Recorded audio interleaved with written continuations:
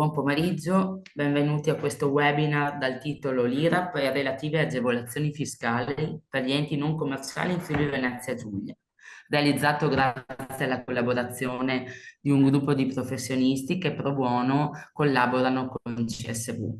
Il webinar sarà condotto dal dottor Maurizio Lavagnini e supportato da un pool di professionisti qui presenti. Bene, buongiorno Maurizio. Buongiorno a tutti. Praticamente noi cercheremo oggi di fare il punto in maniera abbastanza veloce di una questione che coinvolge più o meno tutte le associazioni, dalle più piccole alle più grandi. Ma soprattutto abbiamo pensato di farlo in forma di webinar, per quanto non lunghissimo, perché sono alcuni concetti brevi ma molto sia complessi che anche pregnanti da trasferire a tutti gli amministratori e ai membri del consiglio direttivo delle associazioni, perché possono riguardare, cioè riguardano la maggioranza, la totalità delle associazioni che hanno a che fare con prestazioni di lavoro e quant'altro, che hanno a che fare con adempimenti che molto spesso non sono conosciuti o sono conosciuti in parte.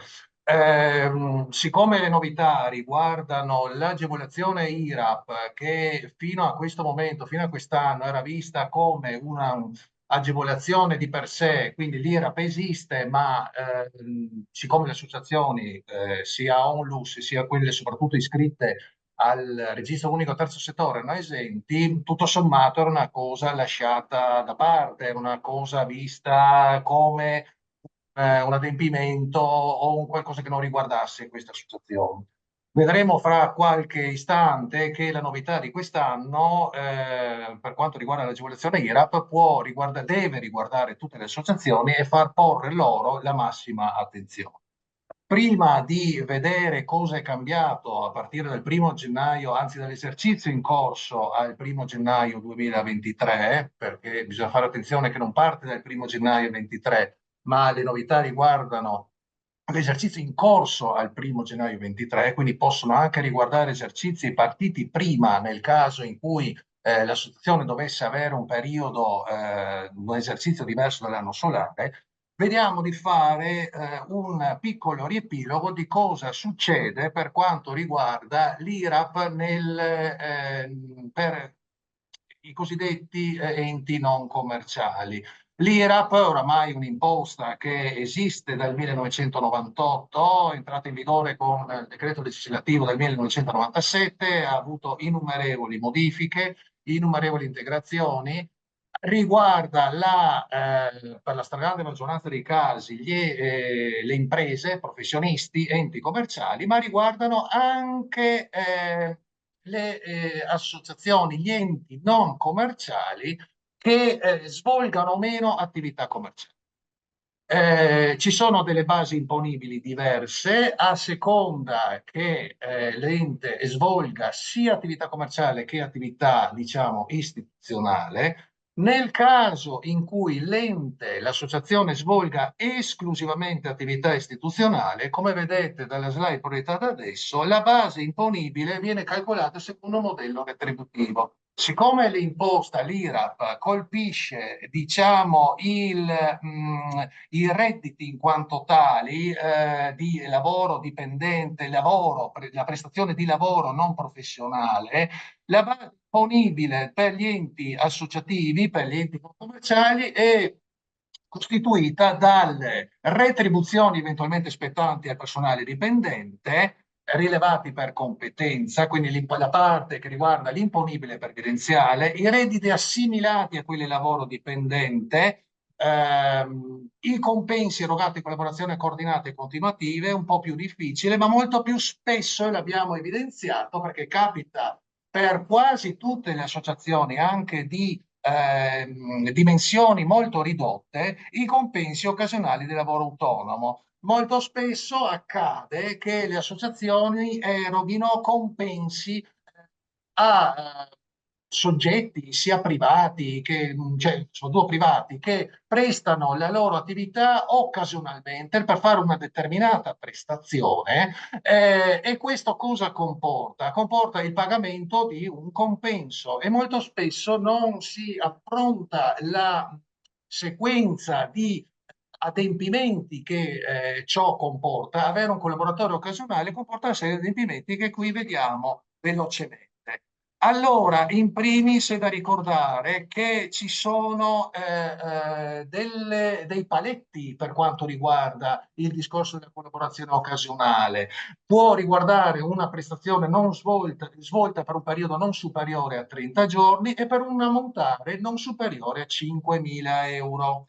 Però attenzione perché questo limite riguarda l'ammontare complessivo che questo collaboratore ha prestato nel corso dell'anno, sia per l'ente in questione che per eventuali altri soggetti ai quali ha prestato la propria prestazione occasionale. Quindi, come vedete nel materiale che vi verrà distribuito, che vedete ora trasmesso, è opportuno, necessario farsi rilasciare una dichiarazione da parte del collaboratore occasionale prima che inizi il rapporto di collaborazione con l'ente, dove questi attesta che lui, per fare, che vedete proiettata è una dichiarazione che viene richiesta da un ente pubblico in caso di collaborazione occasionali, quindi anche un po' ridondante, però quello che interessa e che potete vedere è la parte che riguarda intanto il tipo di prestazione che deve essere di lavoro autonomo, che è escluso dall'ambito di applicazione dell'IVA,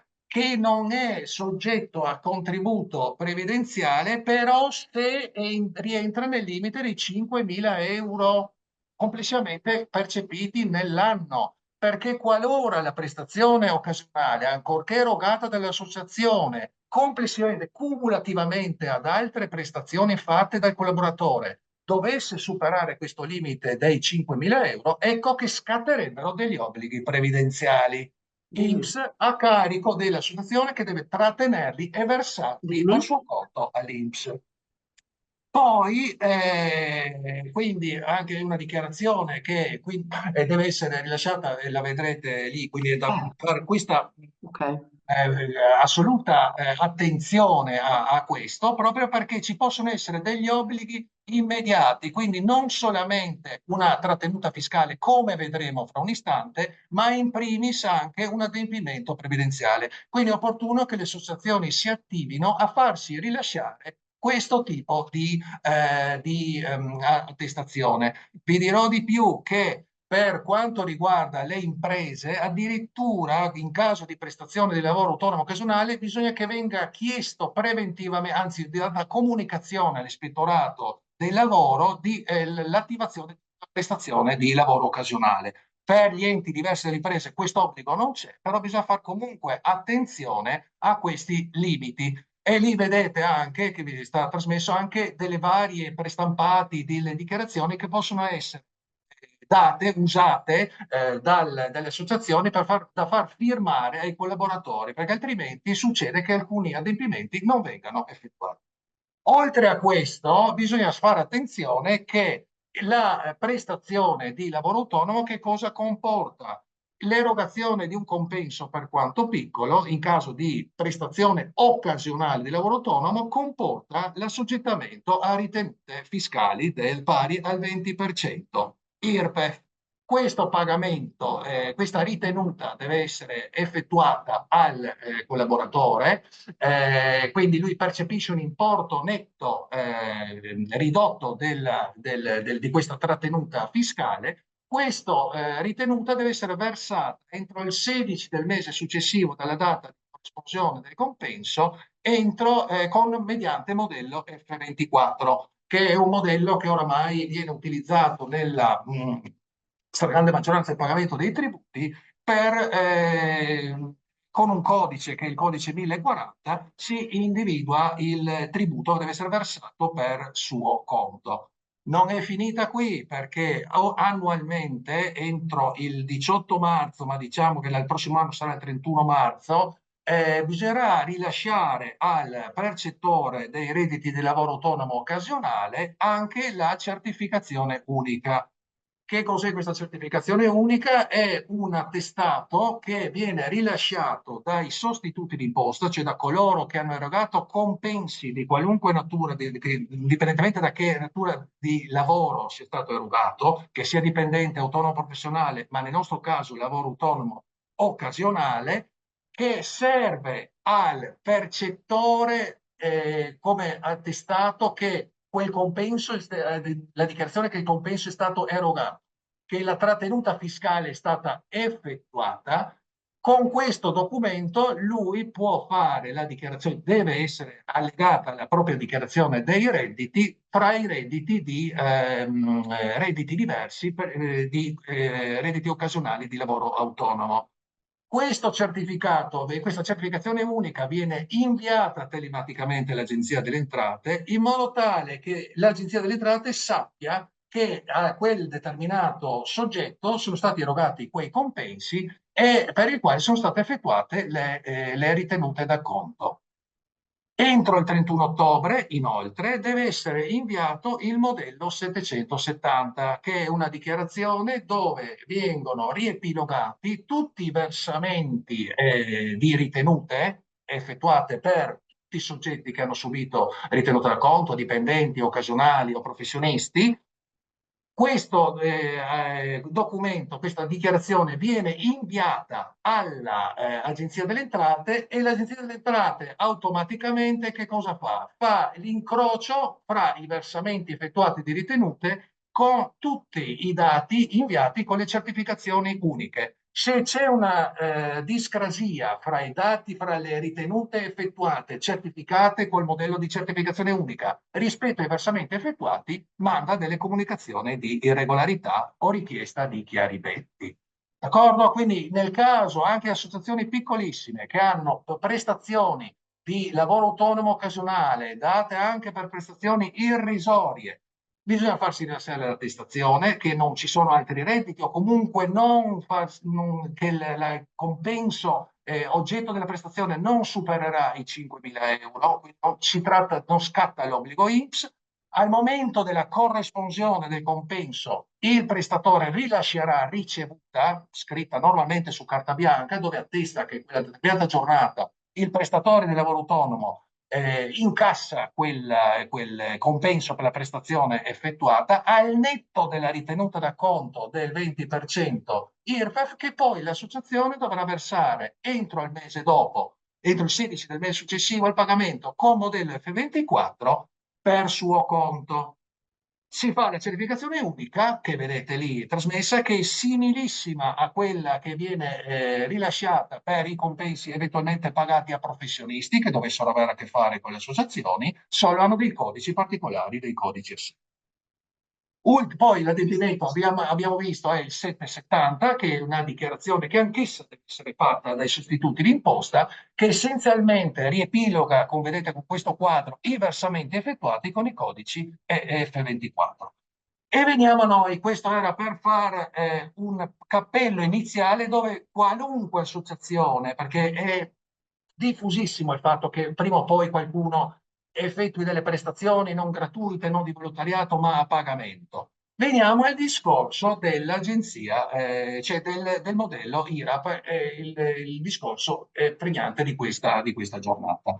Allora, l'IRAP comporta, quindi abbiamo visto che per determinati compensi, cioè se l'associazione eroga comunque compensi di lavoro, che siano dipendente, collaborazioni o anche occasionali, viene assoggettata a un obbligo che è l'IRAP. Diciamo, abbiamo detto prima, se l'attività è esclusivamente istituzionale, c'è un unico modello, un'unica modalità di calcolo, una base imponibile che è data dalle retribuzioni, dai compensi erogati.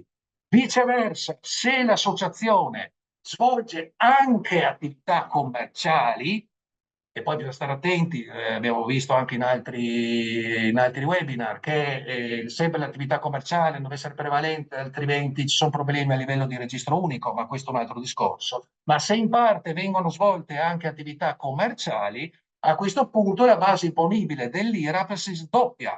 L'attività istituzionale, quella svolta, diciamo, con l'apporto di lavoro, con i prestatori anche occasionali, viene calcolata, come abbiamo detto prima, sulla base delle retribuzioni, compensi erogati. La base imponibile commerciale viene fatta, calcolata sulla base della differenza fra i proventi e gli oneri sostenuti esclusivamente per l'attività commerciale, come gli enti commerciali, come le imprese, come i professionisti, come le società commerciali. Quindi bisogna stoppiare in due la base imponibile. L'imposta, l'IRAP si chiama imposta regionale delle attività produttive. Le regioni quindi hanno potestà di, un po' come succede per l'IMU, l'ILIA, di un po' dettare le regole del gioco per quanto riguarda l'imposta, questo tipo di imposta, mentre fino al 1998 esisteva un'addizionale dell'ILOR che era praticamente destinata agli enti locali. Dal 1998 esiste l'IRAP, che è un'imposta che va a incrementare le casse regionali. Questa imposta nella regione autonoma Friuli Venezia Giulia, come capita nella praticamente l'aliquota ordinaria, è quella del 3,9%. E praticamente però la regione cosa fa? Oltre a dire, oltre ad avere potestà di dire qual è la lista, ha anche potestà di dire quali sono le agevolazioni. E vediamo al cuore dell'incontro di oggi. Esiste che una norma agevolativa che vedete lì che prevede l'esenzione dal pagamento dell'IRAP per tutti gli enti del terzo settore iscritti al registro unico, comprese le cooperative sociali. La novità di quest'anno è che questa agevolazione, che non è nuova, ma esiste, ritengo, dal 2005, se non ricordo male, rientri nel rispetto dei limiti previsti dai regimi de minimis, di cui i regolamenti UE, eccetera, applicabili al 1° gennaio 2024. Allora, cosa succede? Che mentre prima sapevamo che tout court l'agevolazione IRAP era destinata a tutti gli enti del terzo settore senza particolari problemi, senza particolari patemi, noi sapevamo anche prima che nonostante questo la dichiarazione IRAP andasse e vada comunque anche adesso presentata, ancorché non emerga alcuna imposta, non emergesse prima e non emerga adesso alcuna imposta a carico dell'ente.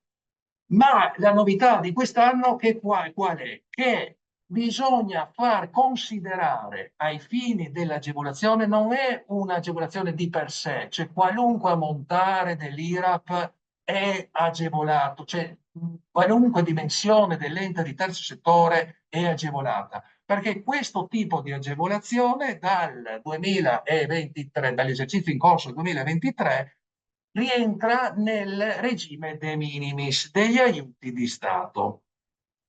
Questo cosa comporta? Comporta quali sono questi regimi de minimis? Gli aiuti di Stato sono quelli comunque che ogni paese può dare in determinati limiti, ma non tali da incidere sulla concorrenza. Quindi questo è il discorso del regime de minimis, riguarda tutti gli enti, tutte le imprese che dovessero chiedere contributi, agevolazioni e quant'altro, che riguardava importi di una certa entità. Il discorso dell'IRAP è che anche questa agevolazione va a cumularsi con i contributi eventualmente concessi da Stato, ente pubblico, e che rientri nel novero del concetto di aiuto di Stato, e solo se siamo al di sotto del limite previsto è possibile ottenere questa agevolazione. Attualmente il limite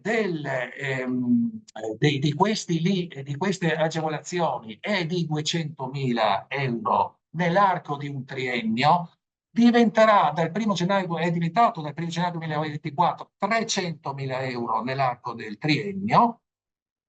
E questi aiuti di Stato in cosa possono esplicarsi? In esenzioni fiscali, come abbiamo visto prima, sgravi, contributi previdenziali o prestito a tasso agevolato. Il caso classico è successo che anche moltissimi aiuti di Stato concessi a imprese nel periodo pandemico rientrassero nei limiti degli aiuti di Stato. Tutte le imprese dovevano comunque monitorare, tenere sotto controllo l'ammontare degli aiuti di Stato, degli aiuti concessi in quel determinato momento, ma che dovevano comunque rientrare, non potevano comunque rientrare in limiti ben definiti, che sembrano molto alti, però può essere che in una realtà questi limiti debbano essere comunque considerati. Attenzione anche a questo. Fino al 2023, il periodo da prendere in esame di 3 anni, vi dicevo, dei 200.000 euro, ora 300.000, era di 3 esercizi anni di imposta. Quindi dal 2000 dell'anno in corso, diciamo il 2023, e i 2 anni solari precedenti. Dal 2024 si fa riferimento all'anno in cui è stato concesso il contributo, oppure che è stato percepito, e nei 2 precedenti. Quindi si guarda l'anno, non quando è incassato il determinato contributo, ma quando i contributi sono concessi dall'ente erogante, e in quel momento, indipendentemente non si fa riferimento al 1° gennaio, ma al giorno in cui il contributo è stato concesso. Poi cosa succede? Che il fatto positivo è che magari per gli enti diventa difficile tenere monitorata questa situazione. È stato introdotto per tenere monitorati i contributi che sono stati via via concessi, che abbiamo visto essere di diverso tipo: sgravi contributivi, agevolazioni fiscali, prestiti a tasso agevolato. E quindi è stato introdotto il cosiddetto Registro Nazionale degli Aiuti di Stato, che contiene, è un portale che vedete lì proiettato, e vedete lì anche l'indirizzo al quale potete attingere per ottenere le determinate informazioni, che sono di questo tipo. Cioè tutti gli enti che erogano praticamente agevolazioni, contributi o aiuto di Stato in genere, ma addirittura le banche o gli enti finanziari che concedono magari a un tasso agevolato un prestito, un finanziamento, devono trasmettere a questo portale, a questo registro nazionale aiuti di Stato, le informazioni che servono per tenere sotto controllo l'andamento degli aiuti di Stato che rientrano nella categoria de minimis. Perché attenzione che qui vanno tutti gli aiuti di Stato, sono elencati in questo registro, ma non tutti rientrano nella categoria de minimis. Quindi bisogna fare attenzione di scaricare da questo sito tutti gli aiuti che l'ente dovesse aver percepito, ma nella descrizione del contributo concesso, piuttosto che finanziamento, eccetera, deve esserci la dicitura de minimis, perché alcuni possono non rientrare in questa categoria. Quindi non è detto che tutti i contributi che sono evidenziati in questo registro rientrano nella categoria de minimis da tenere monitorato, ma solamente alcuni, quelli che hanno la dicitura de minimis. E veniamo ancora al discorso quindi dell'IRAP. L'IRAP che cosa comporta? Il modello abbiamo visto che è da compilare. Esiste il modello, diciamo, dal sito dell'Agenzia delle Entrate, che si trova tranquillamente, può essere scaricato. Vi dirò per sommi capi quali sono comunque i quadri che devono essere compilati, perché bisogna fare attenzione. Abbiamo detto prima, il monitoraggio degli aiuti di Stato si trova nel registro nazionale che abbiamo visto, il portale. Deve essere quindi alimentato da chi concede i contributi, quindi anche dall'ente pubblico che dà il contributo. Abbiamo visto che l'IRAP deve rientrare in questo discorso degli aiuti de minimis. Chi comunica al Registro Nazionale Aiuti di Stato il contributo, l'IRAP effettivamente agevolata? È l'Agenzia delle Entrate che lo fa. Ecco perché c'è anche l'obbligo, ancorché l'imposta normalmente non venga evidenziata perché c'è un'esenzione, che per la stragrande maggioranza delle associazioni e degli enti non c'è IRAP, però a quel punto bisogna compilare correttamente il modello IRAP. Modello IRAP che ha dei quadri che per quanto riguarda gli enti non commerciali sono il quadro IE, dove si trova la base imponibile dell'ente non commerciale, quindi la base retributiva, i compensi, eccetera, e eventualmente se dovessero svolgere anche l'attività commerciale e così via. L'importante da ricordare, ed ecco come fa l'Agenzia delle Entrate a capire qual è effettivamente il beneficio, l'IRAP. Bisogna compilare correttamente il quadro IR dell'IRAP, dove viene esplicato il calcolo dell'imposta. Bisogna indicare il codice della regione dove ha sede. Ecco, vedete adesso ho proiettato il quadro IE che ha le basi commerciali nella sezione 1 solo l'attività istituzionale, la sezione 2 se dovessero avere anche l'attività commerciale. Andando avanti abbiamo l'IR dove c'è il valore della produzione, cioè la base imponibile dell'IRAP. A quel punto si indica il codice della regione e si deve indicare un codice di aliquota, che adesso lo vedete anche lì, è una casella, la numero 6, che individua chiaramente per ogni regione qual è effettivamente il beneficio, da dove è tratto questo beneficio. Quindi bisognerà indicare un codice, che anche questo eventualmente nel materiale metteremo. Per quanto riguarda il Friuli Venezia Giulia, quel codice già vi dico è il 40, perché sono andato a vedermelo. È un codice che si trova nel Dipartimento delle Finanze e quant'altro.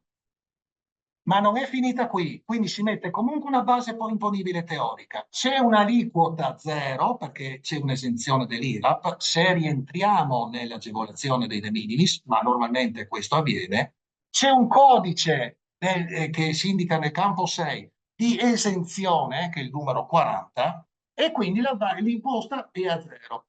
Ma non è finita qui, era finita qui fino all'anno scorso, dove l'IRAP non era considerato un aiuto di Stato, che doveva essere rientrare nel regime de minimis.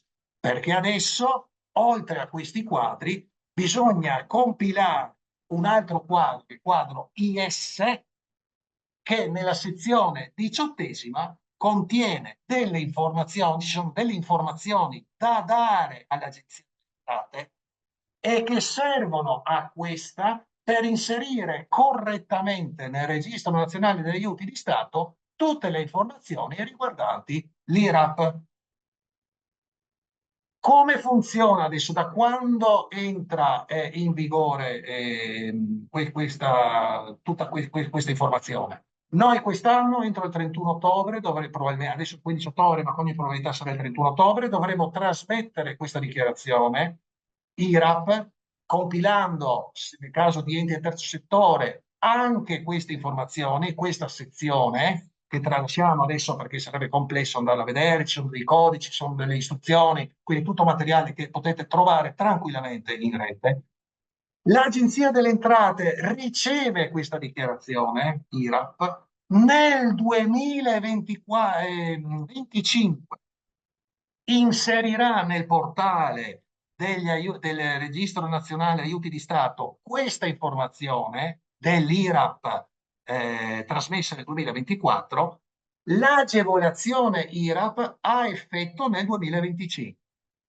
D'accordo? Quindi nel caso di agevolazione IRAP vale il momento in cui l'Agenzia delle Entrate inserirà questo modello IRAP, questa informazione a livello IRAP nel Registro Nazionale degli Aiuti di Stato. D'accordo? Quindi bisogna quindi fare attenzione, cominciare ad andare a vedere perché sicuramente non è amichevole il fatto dell'acquisizione delle informazioni dal Registro Nazionale Aiuti di Stato. bisogna fare attenzione a compilare, a mettere il codice fiscale, poi bisogna andare a vedere, scaricare con quegli importi, non sono immediatamente visibili, bisogna un po' prendere mano della cosa. Una volta fatto questo, bisogna stare attenti che l'IRAP, per esempio, non è che l'agevolazione abbia effetto adesso, ma quando la troveremo nel portale degli aiuti di Stato.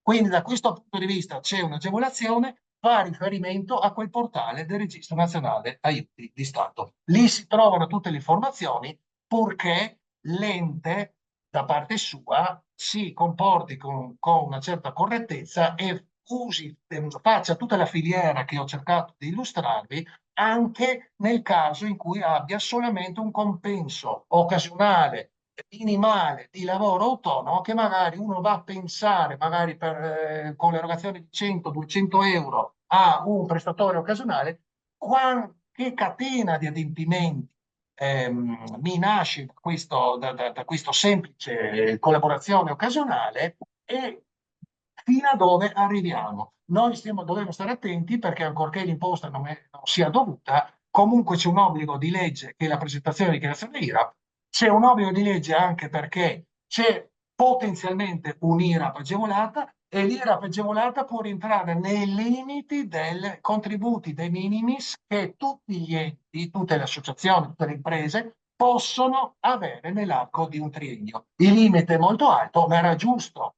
che tutti gli enti venissero a conoscenza di queste novità, perché possono essere veramente importanti. Quindi massima attenzione, già partendo dall'acquisizione delle prestazioni di lavoro, ancorché occasionale. Figuriamoci nel caso in cui invece l'ente abbia dipendenti, ma queste sono cose che magari già si sanno, bisogna avvalersi magari eventualmente di un consulente di lavoro, ci sono adempimenti previdenziali, fiscali, eccetera, però anche nel caso di prestazioni anche magari di più ridotte dimensioni e di più ridotte entità. D'accordo, per il momento io direi che di aver concluso la trattazione, e se ci sono domande sono a disposizione. Sì, c'è una domanda in chat posta dal signor Menalotto che chiede: i professionisti con partita IVA che hanno bisogno della certificazione unica, deve fare anche l'IRAP? Cioè, questa è poi una domanda verso i professionisti che magari l'associazione ha pagato, che, gli adempimenti dell'associazione. Comunque la domanda è questa. Cioè il professionista che ha percepito Mm. dall'associazione un compenso, sto dicendo, Sì, che ha fatto esatto, fattura, esatto, e esatto. anche per questi, come abbiamo visto prima, l'ente deve fare comunque la trattenuta fiscale, perché è un soggetto cosiddetto sostituto d'imposta, deve fare la trattenuta, deve versare la trattenuta col modello F24, deve fare la certificazione unica e fare il modello 770. Attualmente, ancora per quest'anno, le certificazioni uniche per redditi diversi da quelli che confluiscono nella dichiarazione del modello 730 precompilato, ossia quelle collaborazioni occasionali, redditi di collaborazione coordinata o lavoro dipendente, dove il termine di trasmissione all'Agenzia delle Entrate della certificazione unica era il 18 marzo. Per i professionisti, cioè per i percettori di reddito professionale, il termine dell'invio della certificazione unica coincide con quello dell'invio del modello 770, quindi il 31 ottobre. È anche vero che l'Agenzia delle Entrate quest'anno ha consigliato, dall'anno prossimo sarà obbligatorio, entro il 31 marzo, comunque di mandare anche per i redditi professionali la certificazione unica in marzo, anche perché i professionisti, giustamente, che devono presentare la propria dichiarazione dei redditi in queste settimane, hanno la necessità di ottenere la certificazione unica dai sostituti, ancorché magari loro non l'abbiano ancora trasmessa all'Agenzia delle Entrate. Però teoricamente non è ancora in sanzione l'invio cioè l'invio non effettuato delle certificazione unica per redditi professionali, ma comunque sarebbe buona cosa che l'ente mandasse per tempo, anche per questione di dimenticanza. Bene, c'è una mano alzata, prego signore Glaro, apra il microfono e faccia pure la domanda.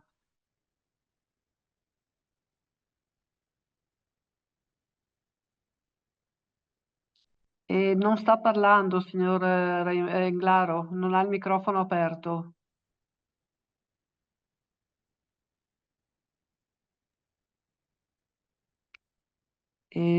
Signore Englaro non ha il microfono aperto, quindi noi non sentiamo.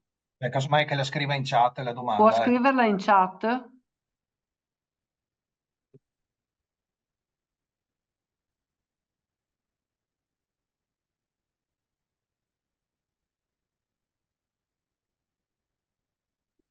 Allora, nel frattempo che il signor Englaro scrive la sua domanda, c'è un'altra domanda in chat posta dalla signora Fonzari.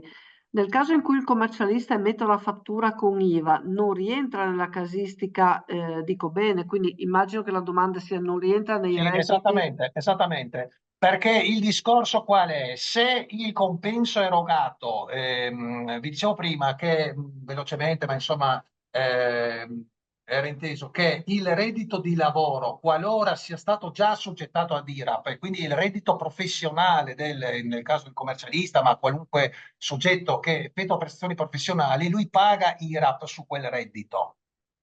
Il compenso di lavoro occasionale o le collaborazioni coordinate o le retribuzioni, queste non hanno pagato IRAP di per sé, ecco perché l'ente ci paga sopra l'IRAP. Questa è la ragione della differenza fra reddito professionale che non rientra nella base imponibile IRAP degli enti non commerciali rispetto a quelli che abbiamo visto prima. Perché il professionista di per sé su quel reddito già paga l'IRAP per suo conto, in sostanza. Allora, il signor Englaro non è riuscito a porre la domanda, o perlomeno adesso gli ho mandato un messaggio in chat che la ponga lì, ma ancora non vedo arrivare nulla.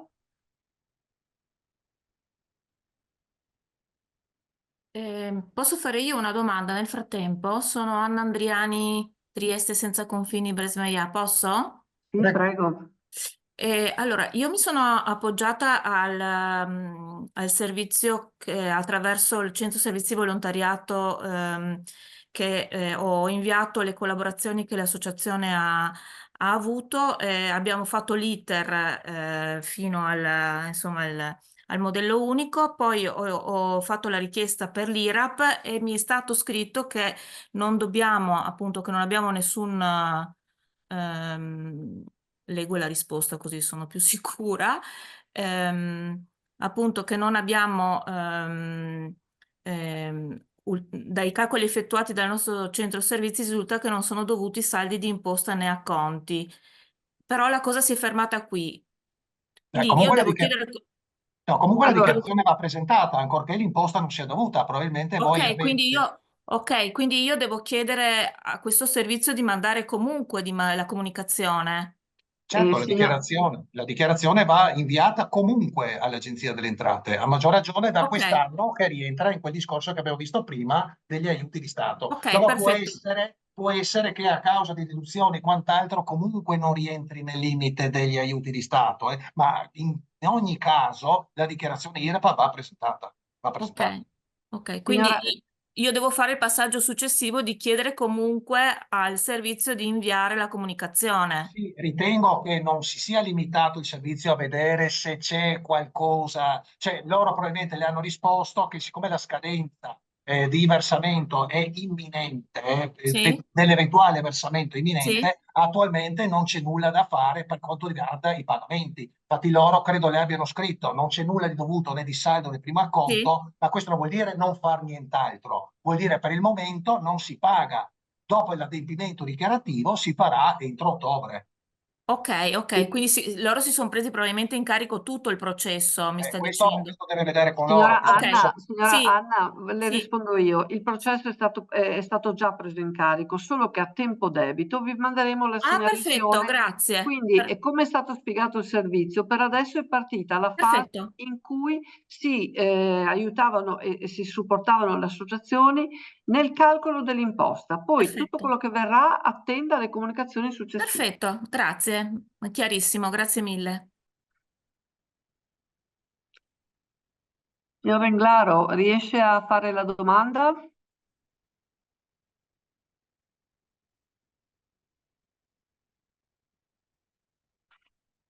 C'è una mano Sì, c'è alzata una mano intanto. alzata da parte della Maria. signora Bonifacio. Prego, faccia intanto lei, ponga il quesito al dottor Lavagnini. Sì, buongiorno. Quindi se ho capito bene, io ho un'associazione piccola che comunque lavora con le prestazioni occasionali.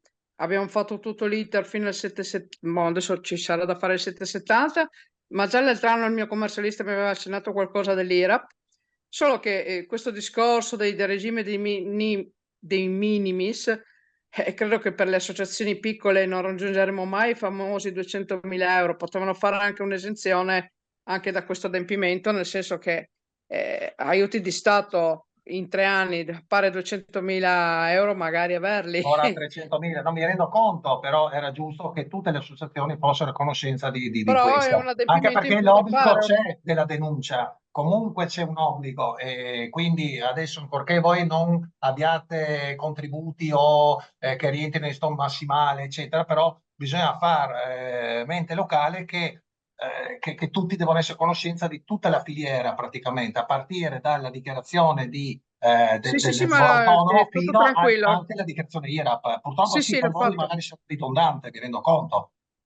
Ok, va bene, allora ho capito giusto, ma mi pare che mi aveva già anticipato il commercialista qualcosa che per quest'anno cambiava. Addirittura quest'anno, ma questo non è l'argomento di oggi, mi parlava anche dell'INAIL qualcosa, ma sarà argomento di qualche Questo non so.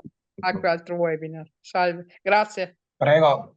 C'è un'altra domanda in chat. Nel caso in cui la dichiarazione IRAP non sia stata presentata negli anni precedenti, può essere presentata quest'anno senza ulteriori adempimenti o ci si espone a sanzioni per il passato? Allora, dipende, allora, diciamo che ormai oltre i 90 giorni dalla scadenza ordinaria, cioè trasmettere il modello è comunque considerata dichiarazione omessa.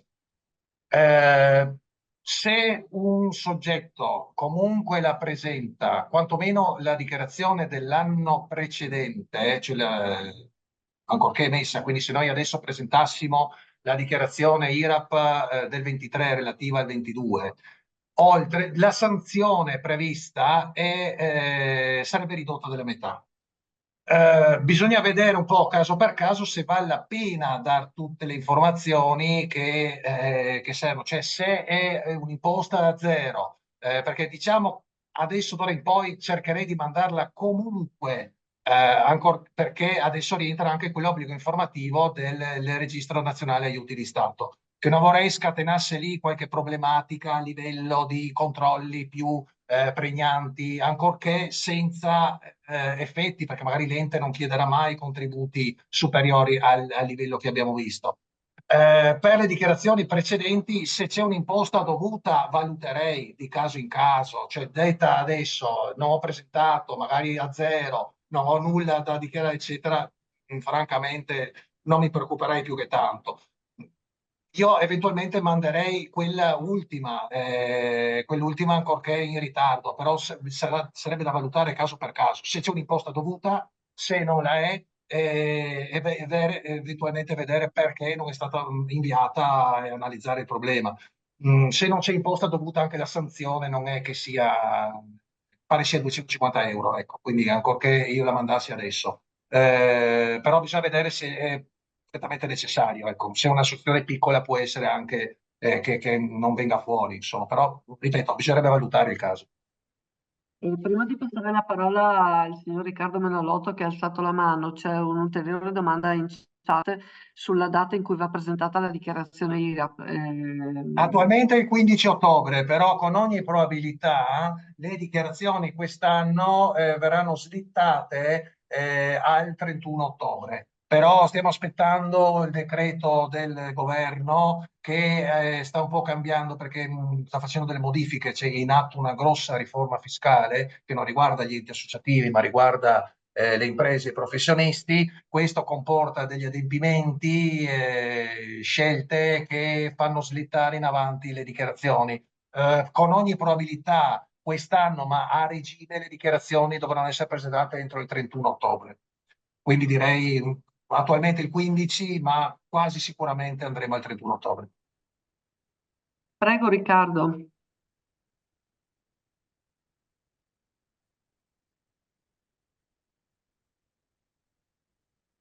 Niente. Signor Englaro, è riuscito a ripristinare l'audio?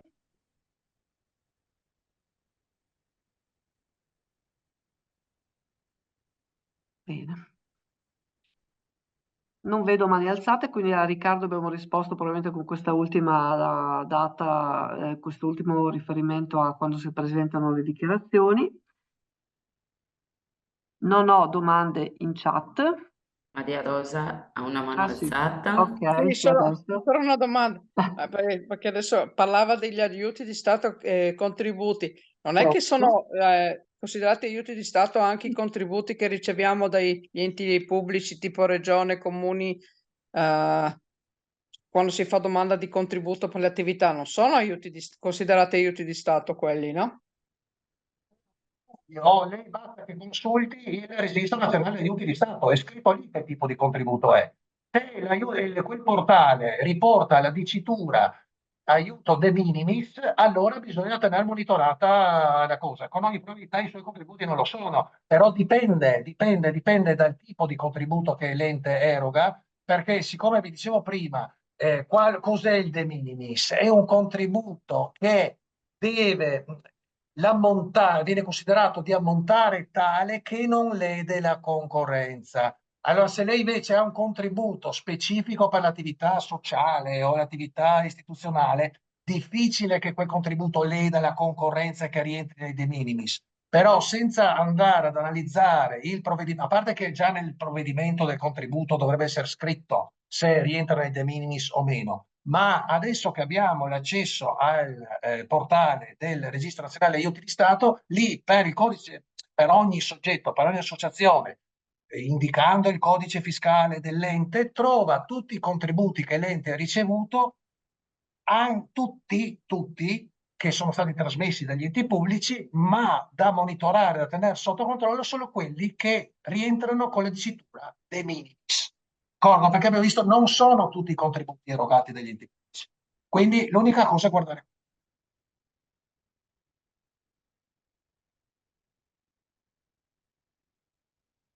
Eh,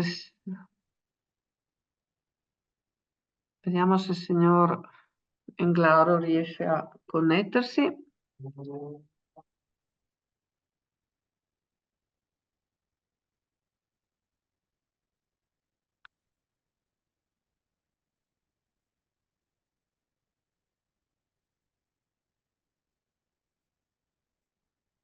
No, ci sono ancora dei problemi.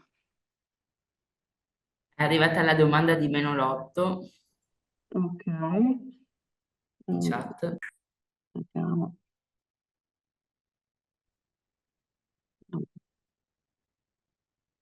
Io non lo sto vedendo. Dov'è? Allora, forse ha risposto. Allora, il Ah, professionista con partita IVA in regime de minimis va fatto l'F24 come il Cosa vuol dire de lavoratore minimis? autonomo Cosa vuol dire occasionale il professionista in regime de minimis?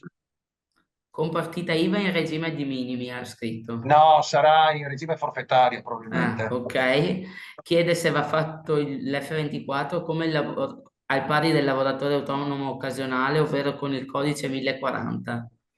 No, cioè dipende se il professionista rilascia fattura e dalla fattura si capisce se quello professionista è in regime ordinario che subisce una ritenuta d'acconto o invece è in regime forfettario. Se il professionista è in regime forfettario e sono quei professionisti che l'anno precedente, secondo determinati requisiti, ma il principale è quello che nell'anno precedente non debba aver conseguito un ammontare superiore a 85.000 euro, può rientrare in questo regime e fa la fattura dal 2024 elettronica, mentre fino all'anno scorso non era neanche obbligatorio, evidenziando l'importo del compenso, non c'è l'IVA per questi soggetti e non c'è neanche l'obbligo della ritenuta da conto, ma sul documento rilasciato dal professionista c'è scritto questo, perché il professionista attesta sotto la propria responsabilità che lui, rientrando in questo regime forfettario della legge 190 del 2014, se non ricordo male, non è assoggettato a ritenuta da conto. In questo caso non c'è F24, non c'è ritenuta, non c'è F24, non c'è 770, però c'è certificazione unica. Fino all'anno scorso, cioè fino ai compensi erogati nel 2023, c'era l'obbligo di inviare la certificazione unica che attesta i compensi erogati anche ai professionisti forfettari. Dall'anno prossimo, cioè quindi dal 2025 per 2024, non ci sarà più l'obbligo di inviare certificazione unica per il caso di compensi erogati ai professionisti con regime forfettario, perché mancano le fatture elettroniche. Quindi non so se ho risposto alla domanda, ma il regime de minimis, ma secondo me il professionista rientra nel regime forfettario, che è molto molto ricorrente. Sì, e conferma forfettario. Perfetto. Quindi anche quest'anno, entro ottobre, deve essere inviata la certificazione unica, in caso di compensi erogati nel 2023. Ma solo attestando il compenso erogato, ovviamente senza ritenuta, c'è un codice particolare da indicare, però anche quello va inviato.